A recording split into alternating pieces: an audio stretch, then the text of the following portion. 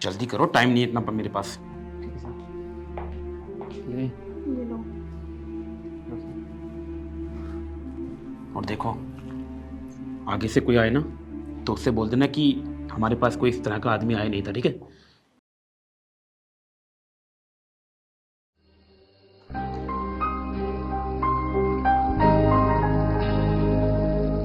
बेटा थोड़ा उधर होके खेल लो।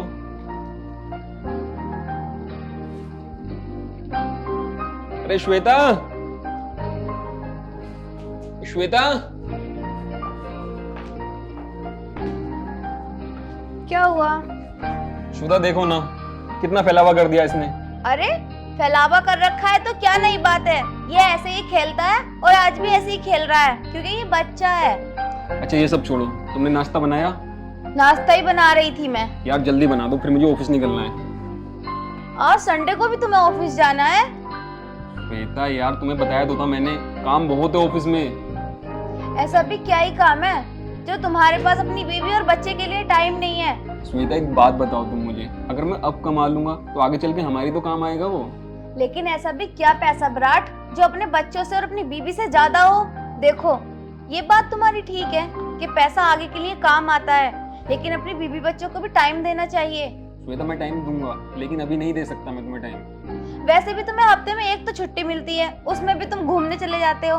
मुझे तो लगता नहीं कि तुम ऑफिस जा रहे हो सकता है किसी से मिलने जा रहे हो। मतलब तुम्हें मुझ पर अब इतना ही भरोसा नहीं रहा? मैं किसी से मिलने जाऊंगा, तुम कॉल करती तो हो मुझे। मैं इस बात को नहीं कह रही कि मुझे भरोसा नहीं रहा। अच्छा एक बात बताओ, ये बच्चा तुम्हारी लाइफ में कुछ मायने रखता है या नहीं? देखो मेरी लाइफ में तुम दोनों ही हो, तुम दोनों के अलावा मेरा कोई है? तो फिर हमें टाइम क्यों नहीं देते हो तुम? लगता तो नहीं है ऐसा। श्वेता मैं टाइम दूंगा यार, मैंने बताया तो, लेकिन अब कुछ टाइम तुम मुझे दे दो। बस रहने दो। आजा बेटा, तेरे पापा के पास टाइम ही नहीं है हमारे लिए। इनसे श्वेता, तो बात मेरी बात करनी तो ही सुनो। बेकार है। श्वेता ये भी ना। बेटा तुम यहाँ पर खेलो, मम्मा इतने नाश्ता बना ले, है ना? श्वेता यार मेरी बात सुनो पहले, तुम यहाँ बैठो। कह तो दिया बेटा, जहाँ तुम खेलो। जाना है वहाँ जाओ। तुम मुझसे नाराज क्यों हो? मैंने तुम्हें बताया तो यार, काम करना बहुत जरूरी है। तो मैं भी तो कह रही हूँ ना, एक ही तो दिन मिलता है, उसमें भी तुम हमारे साथ रहते नहीं हो। और मैं क्या मांग रही हूँ तुमसे? अच्छा तुम ये चाहते हो कि मैं आज छुट्टी कर लूं? ठीक है, मैं नहीं जाता काम पे। आप खुश? ठीक है। अच्छा सुनो, आज एक काम करते हैं, जब मैंने छुट्टी करी ली है तो आज हम कहीं मूवी देखने चलते हैं। पक्का? हाँ तुम ना जल्दी से रेडी हो जाना और बेबी को भी रेडी कर दो। ठीक है। और हाँ, इसने सुबह से दूध भी नहीं पिया है, बच्चे का ध्यान नहीं रख रही हो तुम बिल्कुल भी। अच्छा ज्यादा बोल रहे हो, आज रुक कर 7 दिन पूरा मैं। ये गेट पे कौन आया? तुम बैठो, मैं देखती हूँ। बेटा आओ, बोलो पापा। पापा बोलो पहले, पापा। जी सर बताइए, क्या बात है? क्या ये घर आपका है? हाँ ये घर हमारा है, लेकिन क्यों, क्या हुआ? मैडम बस बहुत तो आपने चोरी से बिजली जला ली, अब इससे ज्यादा आप चोरी से बिजली नहीं जला सकते। क्या चोरी से बिजली? मुझे लगता है आपको ना किसी ने गलत बताया है, ऐसा कुछ भी नहीं है यहाँ पर। मैडम आपका मीटर खुद बता रहा है, तो देखिए आपने अपने घर की लाइट को डायरेक्ट किया हुआ है। हाँ, ये चोरी से बिजली जलाते हुए आपको शर्म नहीं आती? अरे ये आप किस तरह की बातें कर रहे हैं? ऐसा कुछ भी नहीं है, मैं बोल रही हूँ ना। अरे मतलब हम झूठ बोल रहे हैं? चलो हम झूठ बोल रहे हैं, लेकिन ये मीटर तो झूठ नहीं बोल रहा है ना। पापा बोलो पहले, पापा। पापा बोलो, तेज से बोलो। 1 मिनट रुकिए, मैं अपने हस्बैंड जी को बुलाती हूँ। आप बुला लीजिए जिसको बुलाना है, आप कानून की नजरों में ऐसे धूल नहीं झोंक सकते। विराट जी। बेटा तुम यहीं खेलो, मैं आया है ना।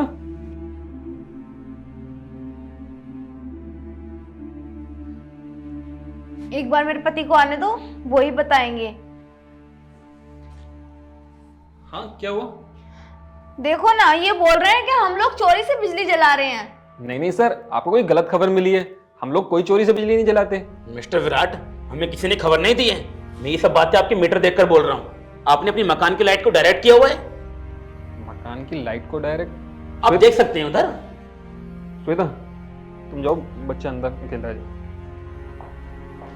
सर मुझे नहीं पता कि ये डायरेक्ट है ये क्या है, मगर सर हम कोई चोरी से बिजली नहीं जलाते हैं। क्या बात कर रहे हो? आपके मकान की लाइट में डायरेक्ट चली हुई है, लेकिन आपको ये नहीं पता कि आपके मकान की लाइट डायरेक्ट हुई है?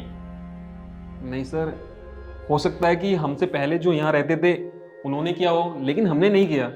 आप कब से यहाँ पर? हमें हो गए कम से कम 2-3 साल हो गए। 2-3 साल?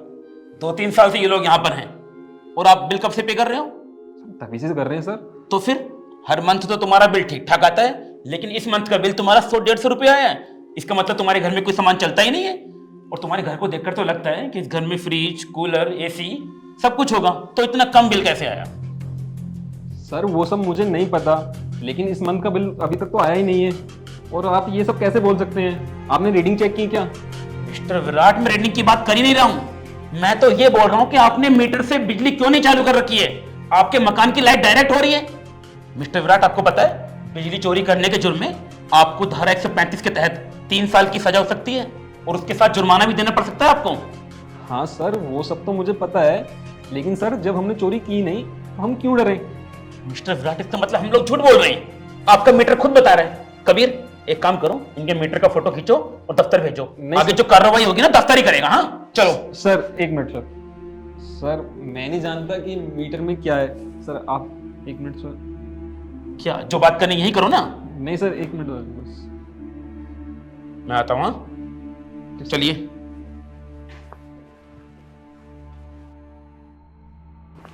आइए सर। जी बताइए। सर एक बात तो सोचो, जब मैंने कुछ किया ही नहीं है फिर आप ये सब। मिस्टर विराट, आप खुद देखिए, आपने अपनी मकान की लाइट को डायरेक्ट किया हुआ है। सर आपका मीटर खुद बता रहा है। सर ऐसा भी तो हो सकता है जो हमसे पहले रहे हैं शायद उन्होंने किया हो। देखो, अब ये मकान किसके नाम पर है? सर अब तो फिलहाल मेरे नाम पर ही है। तो फिर जो भी बिल फटेगा तुम्हारे नाम पर फटेगा। अगर कानून किसी को सजा देगा तो तुम्हें देगा। सर आप बात बात पर कानून का नाम मत लो। सर अगर हो सकता है कुछ ले दे के काम हो जाए। मिस्टर विराट, ये आप कैसी बातें कर रहे हैं? सर मैं तो बोल ही रहा हूँ, देखो मैंने कुछ नहीं किया फिर भी मैं आपको बोल रहा हूँ। आपको पता है कितना जुर्माना लगता है? 1.5 लाख रुपए देने पड़ सकते हैं आपको, और 3 साल की सजा। सर ये सब पैसे मैं कहाँ से लेके आऊँगा? मैं नॉर्मल सा एक आदमी हूँ, छोटी मोटी जॉब करता हूँ, इतने पैसे नहीं हो पाएंगे सर मेरे पास। इसलिए सर कुछ ले दे के हो जाए तो कर लो सर। तो फिर एक काम करो, 30,000 रुपये लाओ और बात को यही रफा दफा करो। सर इतने पैसे कहाँ से दे पाऊँगा मैं? 10,000 मात्र सैलरी है मेरी, और अलग से मुझे पार्ट टाइम करना पड़ता है, इसमें घर का खर्चा चलता है। सर इतने पैसे नहीं हो पाएंगे मेरे पास। तो मिस्टर विराट, मैं एक काम करता हूँ, आपके मीटर का फोटो खींचकर दफ्तर भेज देता हूँ। उसके बाद जो करेंगे ना दफ्तर वाले खुद ही कर लेंगे। हाँ सर ऐसा मत करो आप। ये तो देखो मेरा एक छोटा सा बच्चा है, अभी मात्र वो 2 साल का है, फिर मेरे बाद उनका कौन देखभाल करेगा अगर मैं कानूनी कार्रवाई में लग गया तो मिस्टर विराट, आपको बात सोचनी चाहिए। 1.5 लाख रुपए का जुर्माना है आपके ऊपर, आपके 1.25 लाख के आसपास तो बच ही रही है ना। सर इतने पैसे होने भी तो चाहिए, मैं कहाँ से करूँगा ये तो सोचो। तो तुम बताओ कितना दे सकते हो? सर मैं आपको 4,000 रुपये दे सकता हूँ। 4,000 रुपए? आपको चंदा मांगने नहीं आया हूँ यहाँ पर, पता है आपको? आपको जेल हो सकती है, चोरी से बिजली जला रहे आप लोग। हाँ, उसके बाद आप 4,000 रुपये बता रहे मुझे। सर वो 4,000 भी मैं आपको इसलिए बता रहा हूँ कि वो मैंने घर के खर्चे के लिए रखे हैं, अब मैं आपको दे दूंगा। नहीं, 4,000 बहुत कम है, इतने में कुछ नहीं होगा। वो एक हवलदार भी है और एक साथ में दोस्त भी है, सब कुछ देखना पड़ता है हमें भी, इतने में नहीं हो पाएगा। तुम ये काम करो, तुम 1-2 हज़ार रुपये कम दे देना, 27-28 रुपये दे दो। उसके बाद सर ये आप कैसी बातें कर रहे हो? इतने पैसे कहाँ से लाऊंगा मैं? और अगर मेरी बीवी को पता चल गया ना, वो तो वैसे ही कुछ ना कुछ कर देगी। तो मिस्टर विराट, अगर आपको ये सब सोचना चाहिए ना तो पहले सोचना चाहिए था। आप चोरी से बिजली जला रहे हो। अगर मैंने एक फोटो खींचकर अब दफ्तर भेज दिया ना तो अभी की अभी पुलिस आएगी और आपको उठा कर ले जाएगी। सर मैं आपसे बार बार कह रहा हूँ मैंने वो नहीं करा, हमें नहीं पता कि वो कैसे लगा है, और मैं ना मीटर के बारे में जानता हूँ। सर अगर हो सके ना मैं आपको पुराने मकान मालिक से बात कराता हूँ। अरे मुझे किसी से कोई बात नहीं करनी है। इस वक्त मकान आपके नाम पर है, तो जो कानून सजा देगा वो तुम्हें देगा। जो भी कार्रवाई होगी आपके नाम पर होगी। सर आप एक बार बात तो कर लो, शायद उन्होंने लगाया हो। मैं किसी से कोई बात करना नहीं चाहता। सर फिर ऐसे करते हैं सर, बस घर में 1,000-2,000 रुपये और पड़े होंगे, मैं लास्ट आपको 5,000 दे सकता हूँ, बस इससे ज़्यादा नहीं दे सकता। मिस्टर विराट, अब 5,000 की बातें कर रहे हो? अगर मैंने आपके मीटर का फोटो खींच के दफ्तर भेज दिया ना तो आपको जेल हो सकती है, 3 साल की जेल हो सकती है आपको। तुम कोर्ट कचहरी के चक्कर काटते घूमोगे। और जानते हो, अगर तुम जमानत भी करवाओगे ना तो कम से कम 3-4 लाख रुपए लगेंगे तुम्हारे। और अगर जमानत नहीं करवाते हो तो 3 साल की सजा तुम्हारी आई। जेल जाने के बाद तुम्हारे बीवी बच्चों का ख्याल कौन रखेगा, जानते हो तुम? इसलिए बोल रहा हूँ, जितना बोलता हूँ उतना करो। चलो एक काम करते हैं, तुम 28-27 मत दो, 25,000 रुपये दो और बात को ही फाइनल करो। सर 25,000 रुपये? सर आपको पता है ये मेरी 3 महीने की कमाई है, और 3 महीने की 8 घंटे ड्यूटी करता हूँ मैं, और प्लस 3-4 घंटे ओवर टाइम करना पड़ता है, तब जाकर 1 महीने में 12-13 हज़ार रुपये बन पाते हैं। ये सब मैं नहीं दे पाऊँगा सर, 25 बहुत ज़्यादा हैं। सर मैंने बोला ना, 5 घर में 4-5 हज़ार रुपये पड़े हैं, आप उन्हें ले जाओ। देखो मिस्टर विराट, तुम बहुत ईमानदार लगते हो मुझे, और वैसे भी तुमने मुझसे इतने अच्छे से बात की है, इतनी इज्जत से बात की है, इसलिए मैं मान रहा हूँ। लेकिन आगे से तुम ध्यान रखना। ठीक है सर, मैं मंगाता हूँ। श्वेता, श्वेता। हाँ जी आई। अरे क्या हुआ? श्वेता, घर में जो 5,000 रुपये रखे हुए हैं ना, वो इन्हें ला दो। तुम्हारा दिमाग खराब हुआ है, इधर आना एक बारी। श्वेता मेरी बात सुनो। देखो श्वेता, बात 5,000 रुपये में निपट रही है। अगर मैं 5,000 रुपये इन्हें नहीं देता हूँ ना तो मुझे जेल भी हो सकती है, और तुम्हें तो पता है ये सरकारी काम है। तुम पागल हो गए हो क्या? जब हमने कोई गलत काम किया ही नहीं है तो किस चीज से डरना? श्वेता आराम से बोलो, वो यही है, अगर वो सुन लेगा तो।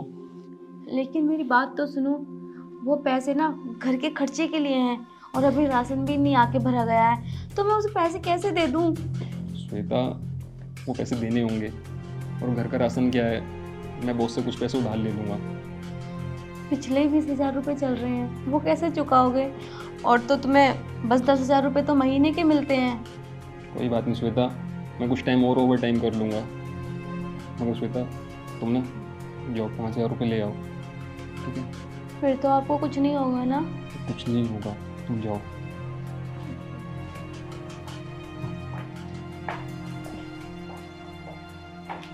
सर वो पैसे ला रही है।